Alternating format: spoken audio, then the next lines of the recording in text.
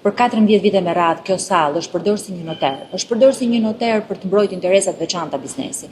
Janë ngrit kartonat për të dhënë për të ndarë favore fiskale, për të ulur taksat për sektor të veçantë. Janë ngritur kartonat për të dhënë porte aeroporte, për të ngritur një sistem të padrejtë, një sistem i cili sot është në kurriz qytetarëve shqiptar, një sistem që ka dëmtuar ekonominë, një sistem që po largon të rinjt shqiptar gjithmonë më shumë. Ndërkohë që sot kartonat u ngritën për të mbrojtur korrupsionin. Kartonat u ngritën për të dhënë buroj politike korrupsionit. Edhe kjo arriti një kulm e një nivel tjetër.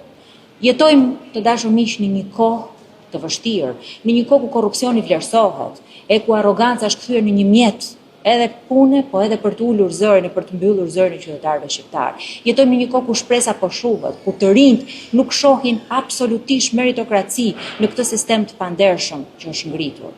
Shqipëria ndodhet në një udhkryq ku për herë të parë po testohet dhe demokracia, po testohet kontrolli dhe balanca e pushteteve, në një udhkryq i cili po e çon Shqipërinë larg integrimit evropian, në një udhkryq ku ardhmja e saj është e pasigurt.